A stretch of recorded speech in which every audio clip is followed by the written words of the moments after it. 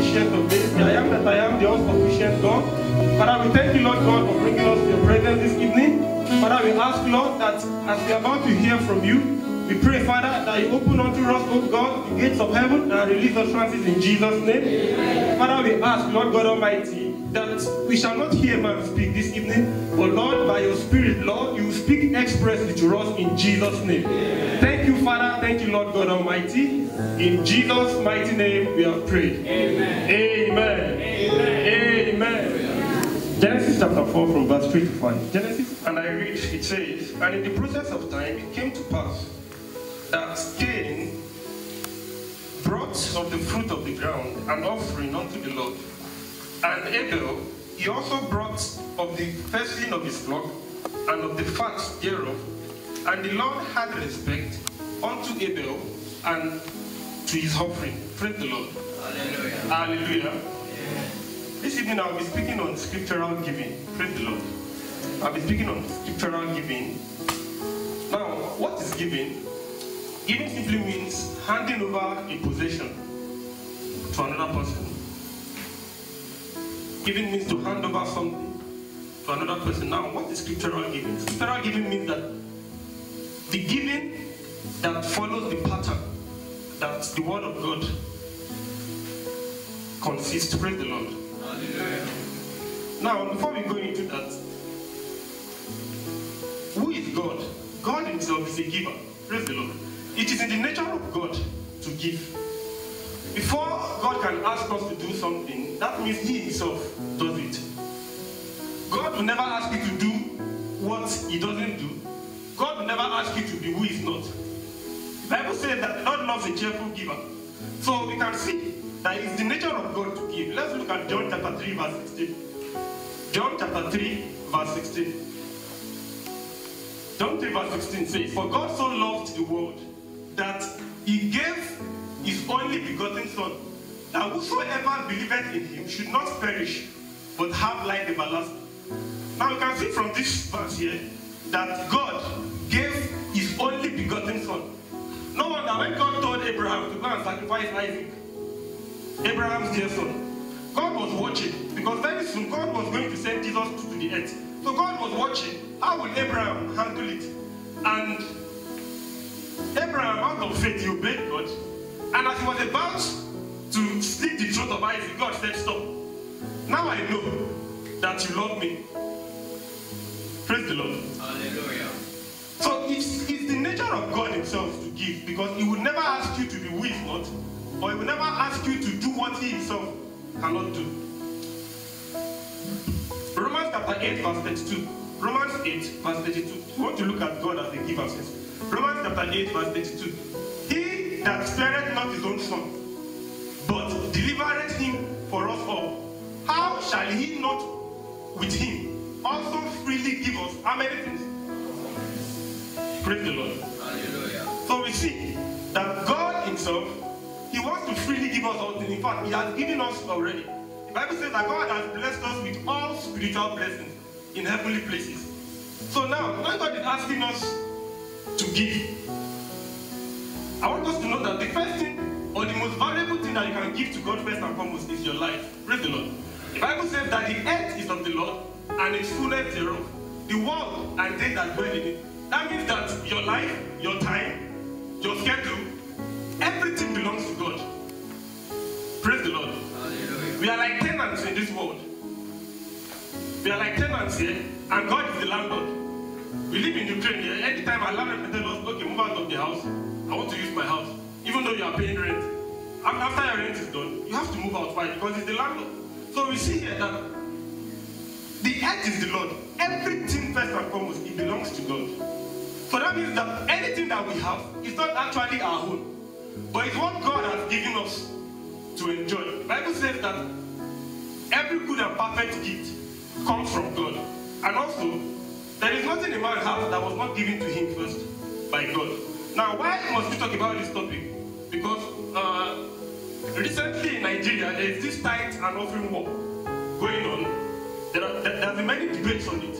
But as we study the word of God this morning, we want to look at the mechanism behind giving. Now, there are different types of givers, but I will put them under two classifications this evening. Now, from Genesis chapter 4, from verse 3 to 5, we saw that Abel brought an offering to God, and also Cain also brought his own offering to God. But the Bible says that God respected the offering of Abel more than the offering of Cain. Now, that means that there are two categories of givers. There are the givers that God respects their offering, and there are the givers that God did not respect their offering. Praise the Lord. Hallelujah. Now, we want to see under this category, but before we go into this, there is also one category too. Those ones are non-givers. For an example, the rich fool. God blessed him. He had a bountiful harvest. He has forgotten that maybe normally when he plants his maize, maybe he gets 20 sacks of maize and let's say 20 drums of oil. But this time around he planted, and actually God actually blessed him so that he can be a blessing to other people. But when God blessed him, instead of him enlarging his table, he built a bigger barn. And God said, well, all right. It's like he didn't understand why he blessed you. I actually blessed you to give it to other people, but you don't understand that. So that which is most important to your life, I will take it from you. And God took it from you. And whenever you're reading the story, the topic that comes first is the rich fool. Now, another non-giver in the Bible was Nabal. David came to meet Nabal and said, please, give us food, give us bread. We are hungry and we need something for strength. And Nabal did not give to David. But we can see from his name also that Nabal means fool. So we see the rich fool, and we also see Nabal. So that means that there are categories of people that are fools. Those ones are non-giver. Now, what does that mean? That means that not giving up to God is one of the most foolish things we can do. But before we go into that, I want us to see something.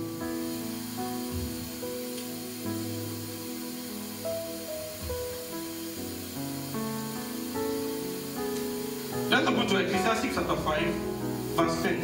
Ecclesiastes 5, verse 10. Ecclesiastes 5, verse 10. Even he that loveth silver shall not be satisfied. Let's read together. I want to read it. He that loveth silver shall not be satisfied with silver, nor he that loveth abundance with increase. This is also vanity. So this is the problem that rich fool has. Now there are people like that also in the church. For an example, they will say, oh well, I'm a student and I've not started working yet, so I can't pay tithe anyway because I'm a student. But okay, let's say everybody also in the church that you are attending said, oh, they are students, and because of that, they won't pay tithe. So that means that there will not be chair for you to sit down in the church. Praise God. So if everybody was like you, that means you'll be having service on the field. But because some people are not like you, that's why you can come to church and you still see chair to sit down, and even if you didn't clean this chair properly this morning. Where's Joshua? So there are people like that too in the church that to give to God is very, very difficult. But the problem is that for those people that don't give, they are lacking one revelation or the other. Because there is no man that gives unto God that ever regrets it. Now let's look at the givers under the category of Cain, first and foremost. And then we'll study the givers under the category of Abel. Now, Acts chapter 5 from verse 1 to 11. We look at the story of Ananias and Sapphira. I call them the hypocritical givers. So they are the hypocritical givers. They wanted to give, maybe because they saw people also selling everything they had. They said, I think we should also do this thing. Fine, it's good. They sold their land, and then they kept some money back. I'm sure we know the story already. But God gave them, and they died on their own money. They died on their money. Now, why did the Holy Spirit deal with them? Because the church was used to the Spirit of God healing the sick, raising the dead. But that day also, they saw the other side of the anointing. They discovered that the anointing that can heal can also cure. How exactly? Why did God have to deal with them like that? Because they tried to portray a picture of who they are not. After you removed some of it, you pretended like as if that was it. And that really got God angry. If they had told Peter that, brought Peter, sir, you see, when we sold the land, we discovered that the money was too much. So we decided that this is the amount we can freely give unto God. And this is the amount we are keeping. But the Holy Spirit will not have dealt with them. Praise God. Because that is how much they could give freely from their heart. But they pretended like as if that was everything. And then God dealt with them. So they are under the category of the hypocritical giver. Now, the other kind of giver is the bribery and corruption kind of giver. Now, let's look at 1 Samuel 13. Let me just quickly explain to us. In 1 Samuel chapter 13, King Saul, the Philistines were on them. And when the Philistines were on them, he was supposed to wait for the prophet of God to come and do the offering himself. And he knows that it's a great disobedience if somebody else does the duty of the priest. But he still went ahead. He knew he was disobeying God, but he knew. He still went ahead and he did it. And when Samuel came, he said, I've given an offering unto God. You know you are disobeying that God, and at the same time you are still giving an offering unto him. Now, in real life scenario, who falls under that category? There are the people that, for example, their money is not clean. Maybe they are doing yahoo yahoo, or maybe they are selling drugs, and they say, okay, fine, God, you are still not blessed anyway. Let me bring out 10% from this and take to God. And then even in the church, they will say, God, please, I'm going for the next operation, let it be successful. Now, those ones are the kind of bribery and corruption giver. I just gave them that name. So they are under Cain's category. Why? Because God does not respect their offering. Now, another classification of givers is the reluctant giver. Let's look at the book of Luke chapter 11 verse 42. Luke 11 verse 42. Luke chapter 11 verse 42. He said, but woe unto you, Pharisees, for ye tithe, mint and rue, and all manners of herbs, and pass over judgment and the love of God. This ought ye have to have done, and not leave others undone. Now, what does this mean? This means that actually these Pharisees, they actually paid complete 10%. In fact, they were so faithful in paying their tithe that they even paid a tithe of their mint and cumin. See how faithful they are. But the problem was that they are not giving it because of the love of God here. Where is it? The love of God. Now, what does that mean? They gave it, but it's very, very reluctant. Let me tell you the kind of people like that. After they receive maybe their money from home, they say, I have to pay 10% again of God. And they'll take calculator and calculate and make sure that it does not pass that 10%. By the time they are done calculating it, it won't increase with 1 coupon. And they will not pack it together. Even as they are giving, they say, hey, God. Anyway, they say we should be faithful. Yeah, okay, and then they will drop it. But it did not come from their heart. So they actually gave. It's not like they didn't give. They were actually faithful in their giving. It's not like they didn't give. But the heart behind the giving, God didn't like the heart behind the giving.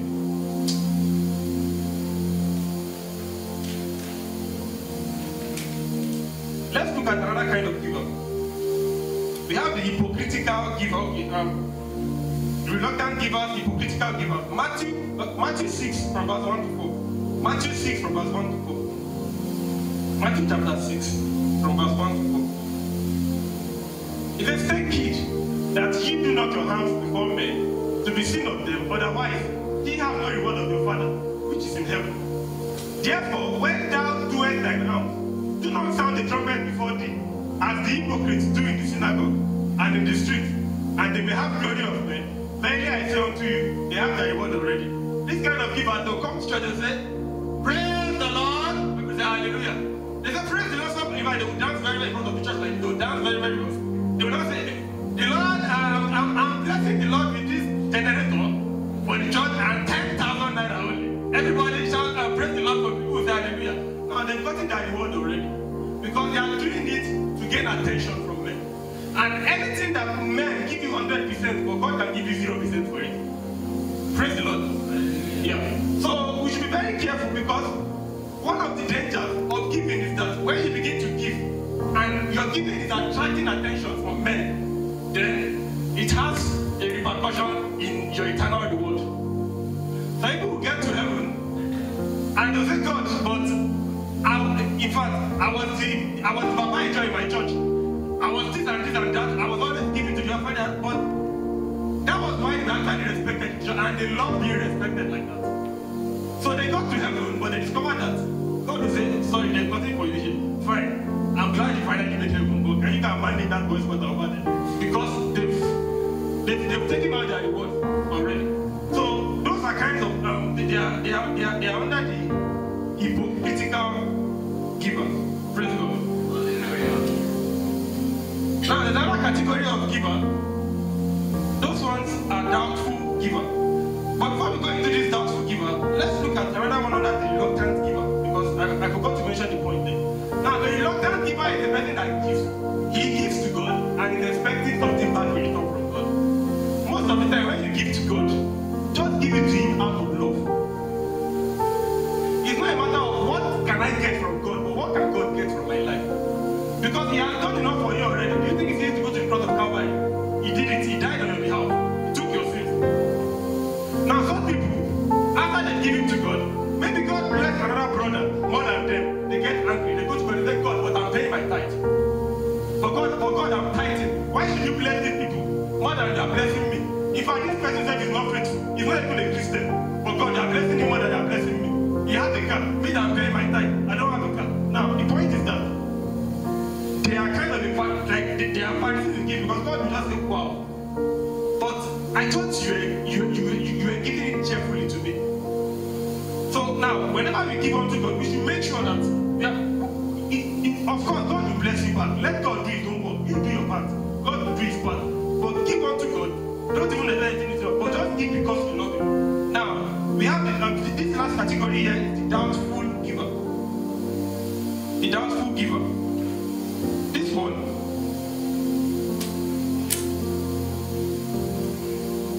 when he's giving, is how do I put it? Whenever he's giving, he's always like, should I give to God? Should I not give to God? Should I give to God? Should I not give to God? Even if I give to himself, what's the tendency of the blessing? Anyway, let me just give it to God in doubt. But let's look at the book of Hebrews chapter 11 verse 4. If my memory is not correct. Hebrews 11 verse 4. Hebrews chapter 11 verse 4. Let's look at something. He said, by faith, not by doubt. It's not by doubt. He said, by faith, Abel offered unto God a more excellent sacrifice than Cain. Probably maybe Cain was given out of doubt.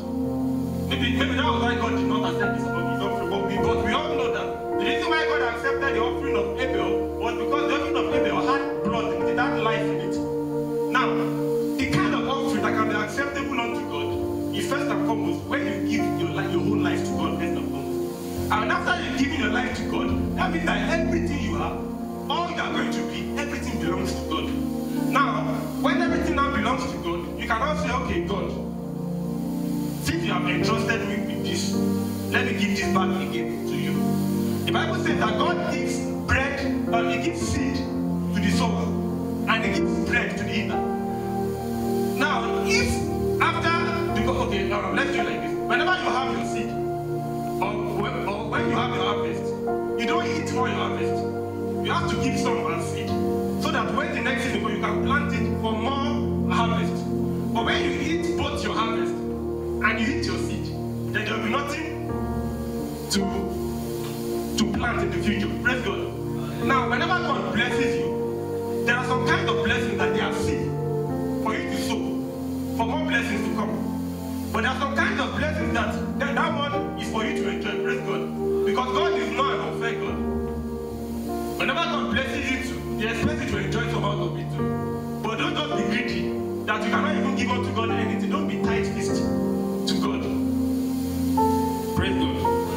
Now let's look at the category of givers under Abel. The category of givers under Abel's category. And when I mean Abel's category, I mean those whose offerings were respected by God. Let's look at Luke chapter 21 from verse 1 to 4. Luke 21 from verse 1 to 4. Luke chapter 21 from verse 1 to 4. He says, and he looked up. This was Jesus saying. And he looked up and saw the rich men casting their gifts into the treasury. Now, look at this word here. And he looked up. That means that whenever you are giving, Jesus Christ is actually observing you. God is actually looking at you. He's observing you. He said, and he looked up and saw the rich men casting their gift into the treasury. Before they started casting their gift, maybe he didn't look up. But when it was that time for them to give, Jesus Christ looked up and was watching them. He said, and he looked up and saw the rich men casting their gift into the treasury. And he saw also a poor widow casting in thither 2 mites. Next verse. And he said, of a truth, I say unto you, that this poor widow had cast in more than they all.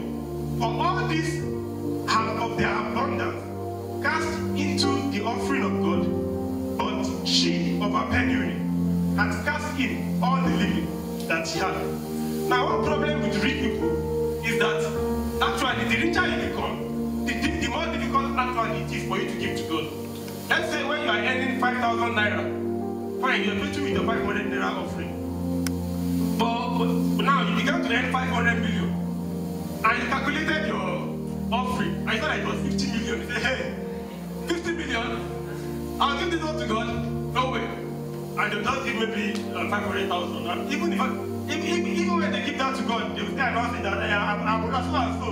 He gives them amount to God. We say, hallelujah, oh, praise God. But actually, the whole point is that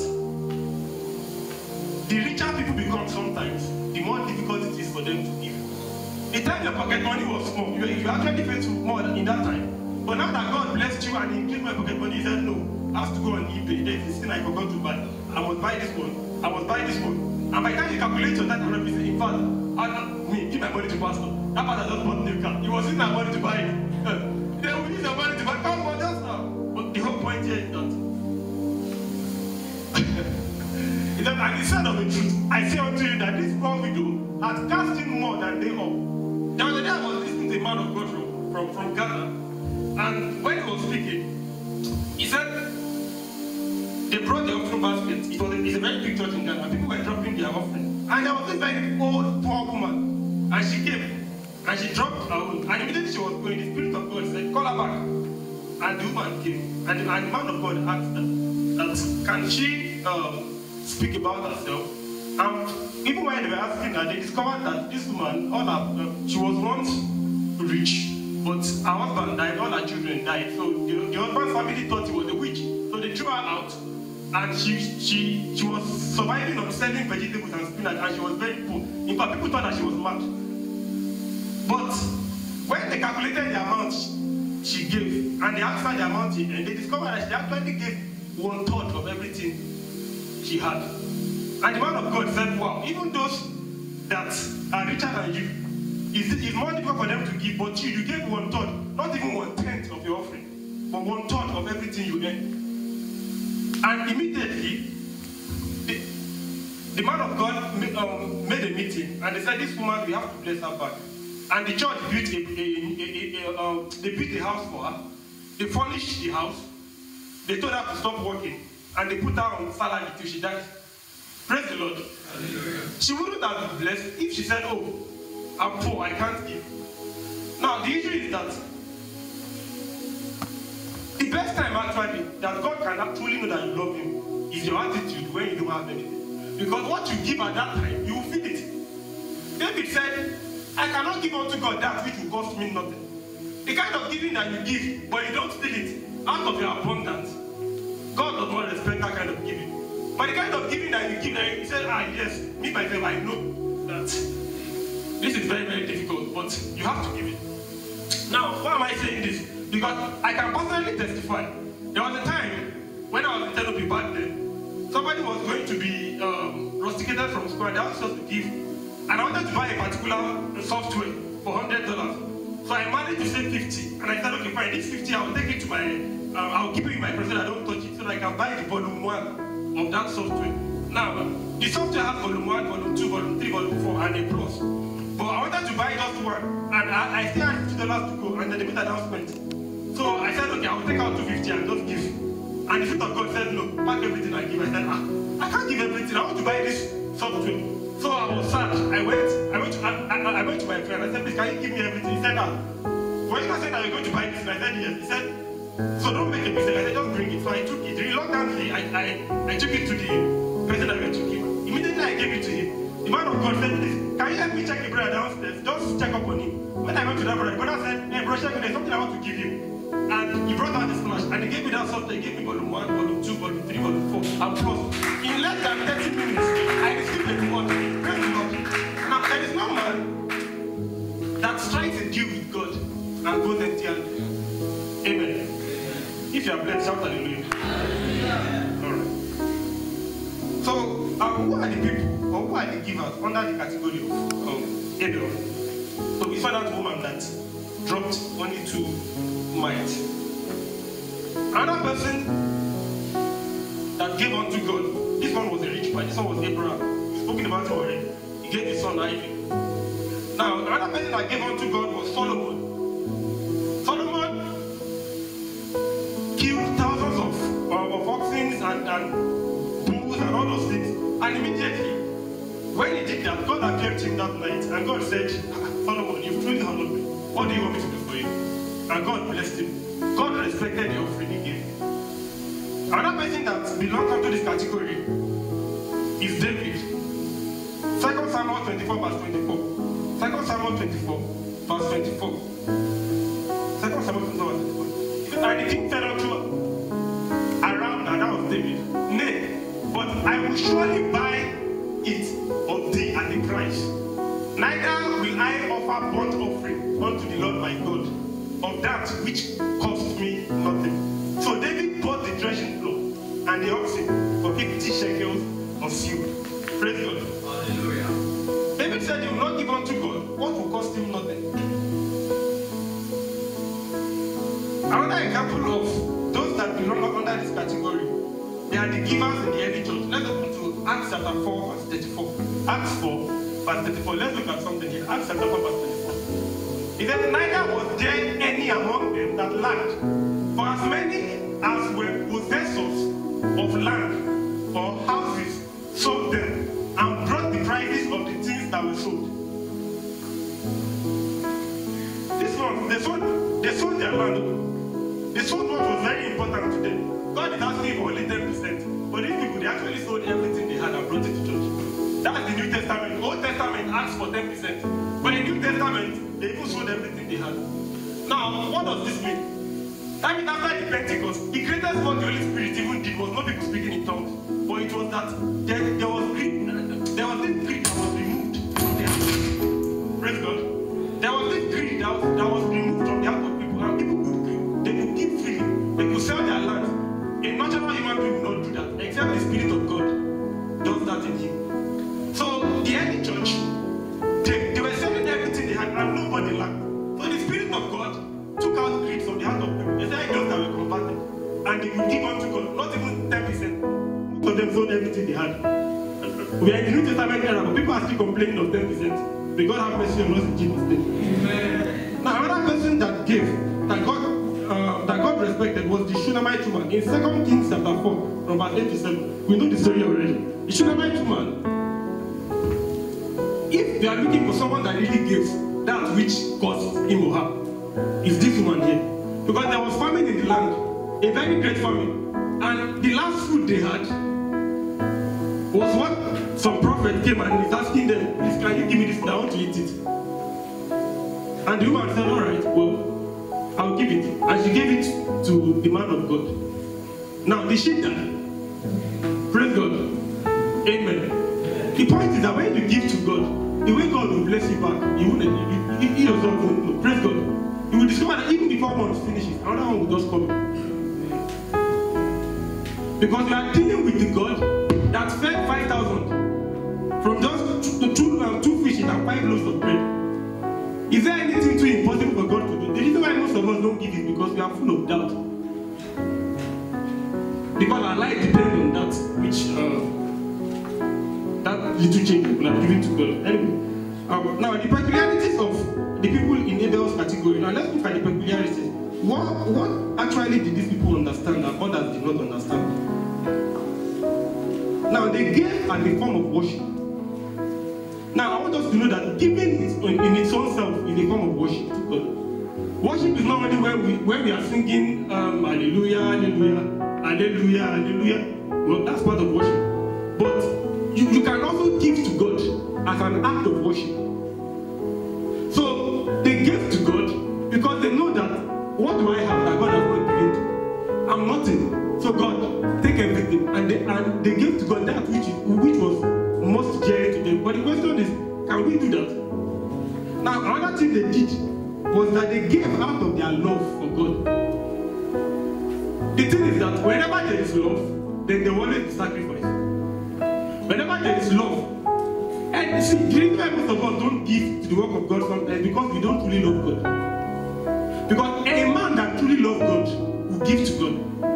A man that truly loves God, he won't find it difficult to give anything to him. But the reason why we cannot give, or we find it very difficult to give to the work of God, is that maybe we don't truly love God. Now, if you are here, and maybe whenever it comes to the time of giving, but it's always very difficult for you, take your heart where you are and ask yourself the question, do I truly love God? So they gave because they loved God. Now, another reason why God honored their sacrifice was that they gave to honor God. Proverbs chapter 3 verse 9. Proverbs 3 verse 9. Proverbs chapter 3 verse 9. It says, honor, let's read together. Honor the Lord with what? Thy substance. So it's not even only your life now that God wanted to give him. But what is it? Thy substance. Thy substance. So he says, honor the Lord with thy substance and with the first fruit of thine increase. So they gave to honor God. And I want us to know also that honor itself is the nature of God. There is no man that honors God that God does not honor back. Anyone that lightly esteems God, God too will lightly esteem that person. But when you give because you want to honor God, there is no how God will not honor you. Solomon gave because he wanted to honor God, and God honored him back. God showed up tonight. God said, Solomon, I'm giving you a blank check. What do you want? And he said, give me wisdom. God said, is that all you want? Don't worry. I'll give you wisdom. I'll give you money. I'll give you, even if those things you don't ask, I'll give you. Why? Because honor itself is the nature of God. It's the nature of God to honor. The Bible says that what is man that you are mindful of him, not the Son of Man that you visit him. So we can learn from that God himself, he honors man. Praise God. So when we give, we must give to honor God. And when you honor God, there is no how God too will not honor you. Because he said, I will honor them that do what? That honors me. Praise God. So if you want to be honorable, honor God with your substance. Honor God with your giving. Now, another reason why God honored their sacrifice was because they were not materialistic. 1 Timothy chapter 6 from verse 17 to 19. I'm so round up by the grace of God. 1 Timothy chapter 6 from verse 17 to 19. It says, judge them that are rich in this world, that they be not high-minded, nor trust in uncertain riches, but in the living God, who giveth us richly, or what? To do what? So you see, God actually wants you to enjoy something, or in fact all things, but don't be greedy too bad when it comes to giving back to God. They that do good, that they be rich in good works, ready to distribute willingly, to communicate, laying up stores for themselves, a good foundation against the time to come, that they may lay hold on what? Amen. So that means that sometimes riches can actually distract the person from eternal life. Now, I'm not advocating for poverty here. Praise the Lord. None of us here will be poor in Jesus' name. Amen. Hallelujah. But the issue with the Bible says that it says it is easier for a camel to pass through the hole of a needle than a rich man to enter into the kingdom of God. Sometimes you hear that billionaires they say they are helping, but they will say that the kind of help they are doing is not the help that they are helping person directly. They will say they are investing into charity. The help that somebody you want to help, why don't you just help him directly? They say they are investing into charity and all those things. And by the time you look at the whole thing, lives are not still touched exactly because they find it difficult to give. Now the problem is that there is nothing wrong in possessing possession, but don't let that possession possess you. Praise God. There is nothing wrong in possessing possession, but when the possession actually possesses you, then that's where the problem is. So that's the risk that rich people could fail, because it could distract them from laying hold on eternal life. Why? Because they are trusting in their riches. That's why many rich men, check them, many of them are atheists. Some of them say they are agnostics. Now, the whole point here is that they were not materialistic, because Abraham was a rich man and he gave unto God. So it's not only the poor that can give faithfully, also the rich can give faithfully. We've seen it from Abraham's story, we've seen it from Solomon, we've seen it from David. Now, what else again do they have? Why did God honor their giving? 2 Corinthians chapter 9 verse 7. 2 Corinthians 9 verse 7. He says, every man, according as he has purposed in his heart, so let him give. Not what? Or of what? For what? Amen. Amen. It's like the story of a little kid, a little girl. The mother gave her, let's say, 5 kidneys, and then she was going to church, and then she saw a place where they were selling candies, and she divided it into 2. So she kept 2 kidneys, 50 for her offering, and then she bought candy with the rest. And when she got to church, she dropped it in the offering basket, and they asked her, and the mother asked her, didn't I give you 5? He said yes. He said, but this is the amount I can freely give. I can freely give to God 2 kidneys, 50 kupe. God will honor that little girl's offering because he was honest. Praise God. She was honest. That's the amount she could give. That's the amount her heart could take. Now, anything forceful giving is not of God. You don't give to God forcefully. You don't give to God grudgingly. It's like somebody coming to you and let's say if anyone wants to give you food and say, I take the food and you slap your head but don't eat it like a fish. Would you eat it? You will eat it now. Because the whole point is that yes, you are blessed with something, but the attitude behind the giving is very, very bad. So whenever you are giving unto God, you must do it cheerfully. Now, but a person that truly loves God, even if they are asking for 10%, they will say no. The work of God needs to move forward. They need to buy this thing in my church or wherever. Why don't I give God maybe 30 or 35? There is this man of God in the US. When he started his ministry, he was giving God 90% and he was taking 10%. He became God, he was taking 10%. He was giving God 90%. But this man today is highly blessed. Many people envy him, they say all sorts of things against him, but they don't know how he started. They don't know how the sacrifices he made. So the whole point here is that a person that really loves God, percentage will not be the problem at all. Praise God. Hallelujah. It's not about percent. A person that really loves God he will look for a need and he will meet that need in the house of God.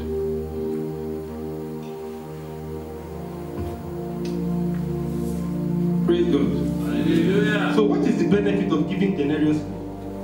The benefit of giving to God denarius. I divide the benefit into 2. There is the physical benefit and there is the spiritual or eternal blessings. But let's look at the physical blessings first before we go into the other one. Now, Deuteronomy chapter 28 verse 12. Deuteronomy 28 verse 12. The benefit of giving unto God denarius. The Lord shall open unto thee his good treasures, and the heaven to give thee rain unto thy land in seasons, and to bless all the works of thine hand, and thou shalt lend unto many nations, and thou shalt not borrow. Amen. Amen. Now I want you to personalize this verse to your life. Want to really go? And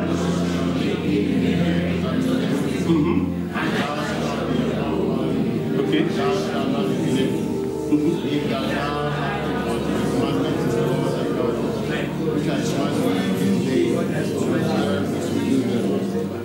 Praise the Lord. So it's a simple instruction that we have to obey. Hallelujah. So the blessing here is that God will bless you. You open the floodgate of heaven and bless everything you do. Some people, when they finish from school, they will not struggle in life because they've already sowed the seed, even in their school days. They don't have much then, but they will still give to the work of God. They will give their money, they will give their time, they will give everything to God. Do you think that God does not know, do you think that God does not see all those days of labor? One day, somebody came to our church in Phoenix now. a woman, and when I was done preaching, she said, in fact, we were talking about giving. She now said, we asked her to speak just to address us because she's very elderly, to give us a motherly advice. And she said, well, the thing that the pastor has told you is true. Because even my husband, she was explaining to me, she said her husband, when in his school days then, he said he was going from places to places, starting the work of God, planting churches and all those things. Even though he never had much then, he said, but when he finished, he said the way God blessed them. He said she herself knows that they are blessed. So the point is that some people will not struggle. Just what people that some are graduating now, but some will not struggle after they are done. Why? Because God will remember everything they've done for Him while they were in school, and God will bless them.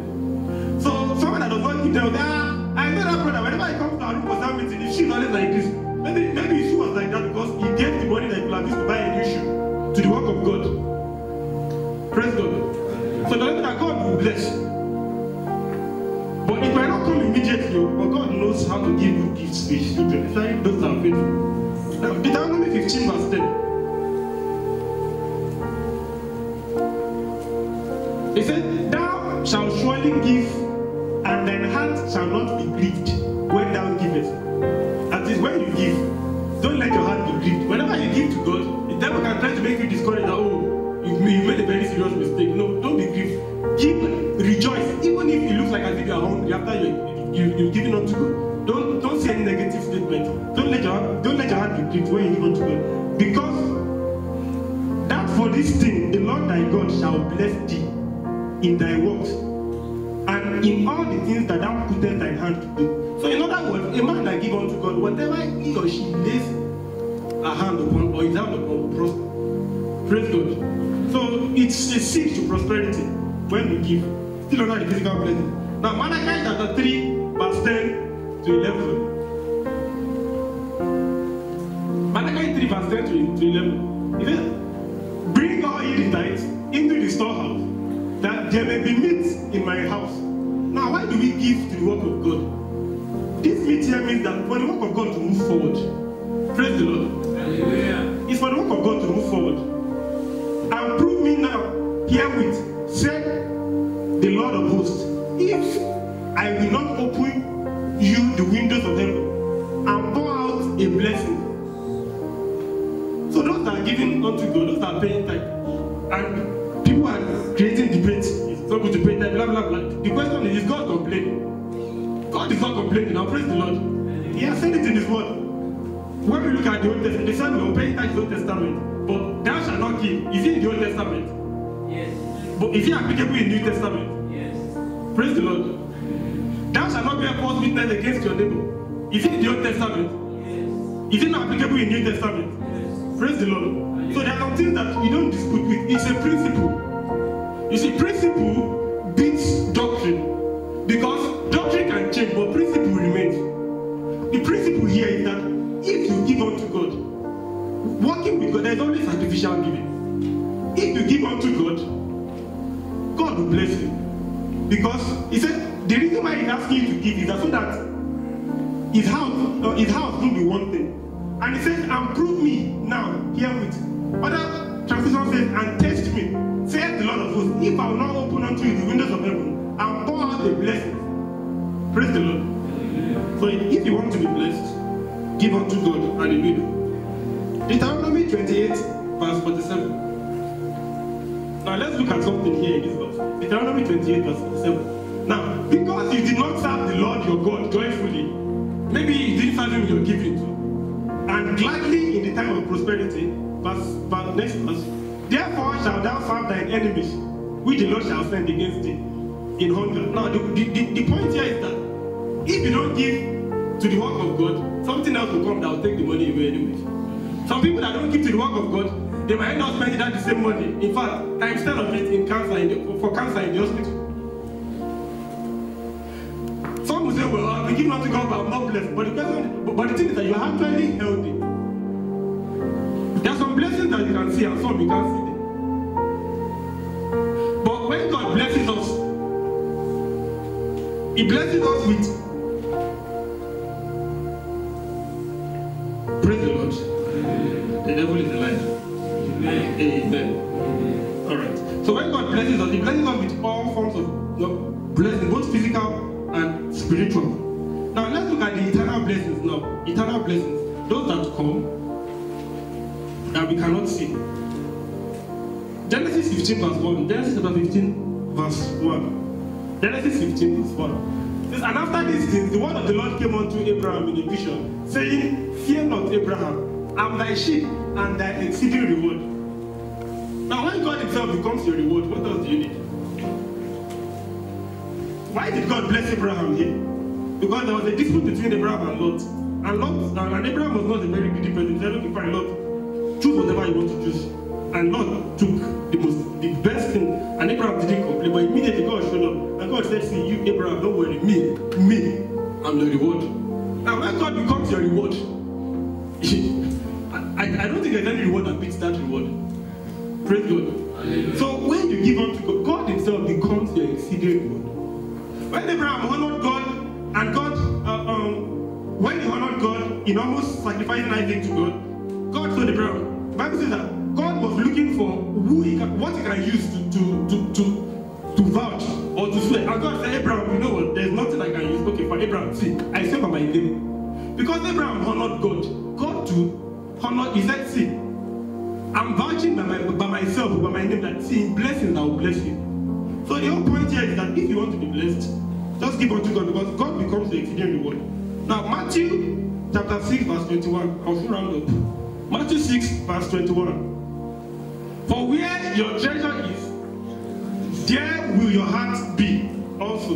Whenever you give and you don't make noise about it, there is always something waiting for you in heaven. The Bible says that blessed are the poor in spirit, for theirs is the kingdom of heaven. You see, God will not ask you to do what he himself is not doing.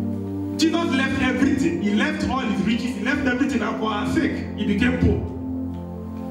Also, when we are, see, blessed are the poor in spirit, when we are poor in the spirit, that is, what I want us to understand here is that when we are ready to give everything to God, there is no how you would inherit the kingdom of heaven.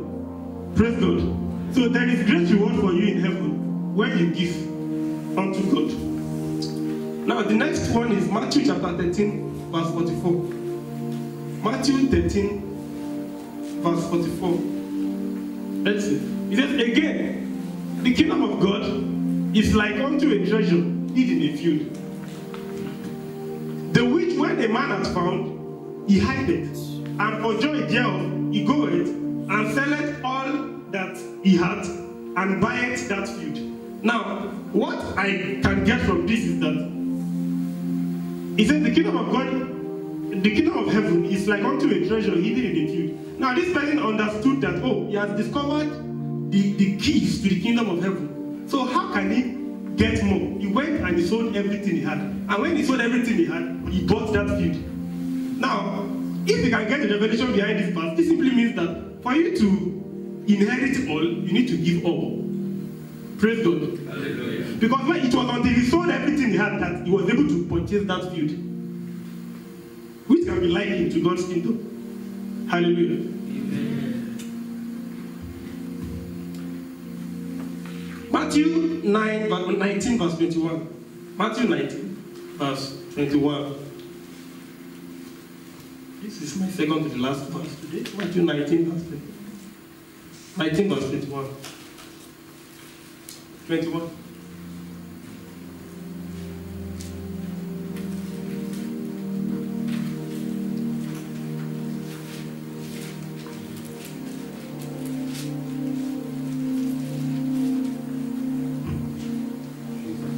And Jesus said unto him, if thou wilt be perfect, if you are going to be perfect, if you will be perfect, go and sell that thou hast, and give to the poor, and thou shalt do what? You shall have treasure in heaven, and then come and follow me. Now, what does this mean? This means that even to God, nothing goes for nothing. Nothing is free. If you want to have treasure in heaven, you must learn to give here. If you can't give anything here, there's nothing for you in heaven. Period. So if you want to have treasures in heaven, then you must learn to be a giver here on earth to the work of God. Now my last passage today, 2 Corinthians chapter 9. 2 Corinthians chapter 9, verse 6. He said, but this I say, he which soweth sparingly shall also what? And he which soweth what? Shall also what? In other words, your reward is directly proportional to the seed you sow. Here on it. Next verse. Every man according as he has proposed in his heart, so let him give. Again, not grudgingly or of necessity. For God loveth the cheerful giver. Next verse. And God is able to what? Abound towards you, that ye, always having all sufficiency in what? May do what? Of course, God will bless you more so that you can also do more. Amen. Praise the Lord. Hallelujah. And it is written, he hath dispersed abroad, and he hath given to the poor. His righteousness remaineth forever. Next verse. Now, he that ministereth seed to the sower, both minister bread for food, and multiply your seed sown, and increase the fruit of your what? Now, these are just mechanisms behind giving. But what are the things you can give God? You can give God your life, you can give God your time, you can give God your financial resources, you can give God your praise, and you can give God your time. Praise the Lord. Hallelujah. On this note today, I will round up. So let's rise up together as we just talk to God this evening. Let's thank God for the word we have heard.